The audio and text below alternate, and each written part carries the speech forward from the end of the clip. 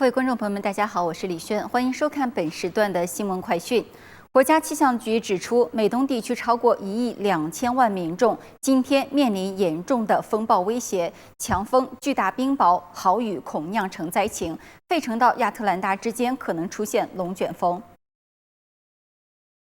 威力强大的风暴系统6日重创俄亥俄河谷之后朝东前进，密西西比河以东的美东地区7日起出现恶劣天气，风险升高。根据 CAN 的报道，阿帕拉契山脉到马里兰州、宾州南部、新泽西州恶劣天气状况可能最为严重，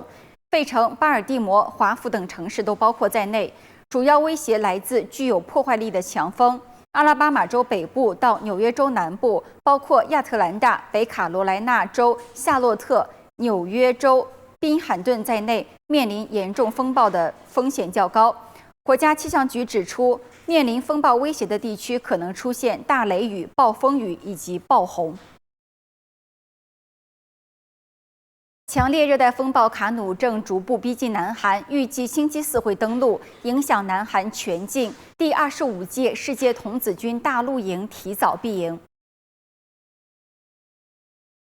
正在全罗北道新万金举行，原定周6结束的第25届世界童军大陆营提早闭营。南韩当局明早会安排超过1000架旅游巴士，将来自156个国家和地区的3.6万多名参加人员运离营地，安排入驻首都圈一带的行政机关和民间教育设施。南韩气象厅预测，卡努周4早上会登陆庆尚南道南海岸，随后贯穿朝鲜半岛，南韩全境均将进入强风半径。周6上午到达中国东北地区，减弱为温带低气压，带去强风雨天气。此次世界童子军大陆营早前因环境恶劣和营运混乱招致各方的批评，甚至引发了外交风波，如今又遭遇飓风的破坏。据称，各国童子军将从8日上午左右陆续撤出营地，原定7日下午举行的部分活动也取消。南韩政府也承诺会加大支援，让童子军在南韩其他地区继续体验大陆营。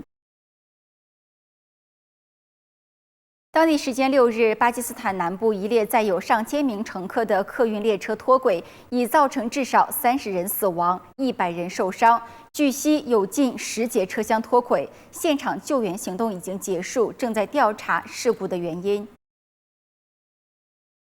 当天，一列载运至少1000人的客运火车在南部信德省行驶途中突然偏离轨道，列车总计有10节车厢脱轨，至少30人死亡，90多人受伤，不排除还有乘客受困车厢之内，死伤人数很可能还会增加。事故发生后，当局派出了一列救援火车前往现场，邻近地区的主要医院已经宣布进入紧急状态。巴基斯坦铁路部长拉菲克表示，事发现场的搜救工作已经结束，事故可能是由于技术故障或人为破坏造成的，目前尚未确定具体原因，有关部门已经开始调查。巴基斯坦总理谢里夫在旁遮普省参加的节目中也发表了讲话，他祈求上帝怜悯那些在火车事故中丧生的人。由于铁路系统陈旧，当地经常发生铁路事故和出轨意外。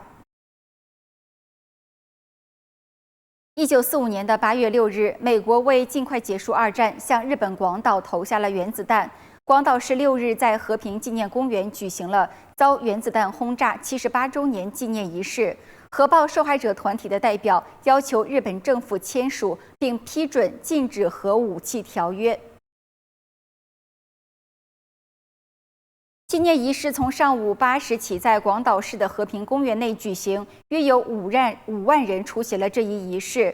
出席者中包括原子弹轰炸受害者及遗属的代表、广岛市长、日本首相岸田文雄等，共有111个国家派代表出席。该数字刷新了历史记录。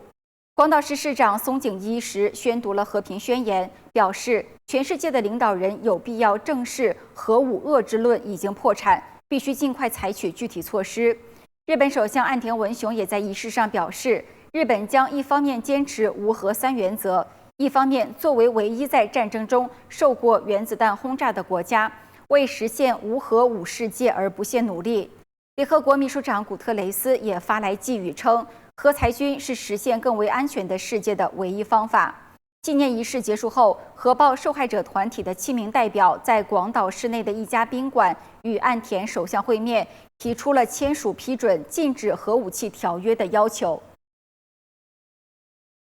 以下就是本时段的新闻快讯，更多资讯请关注华语电视。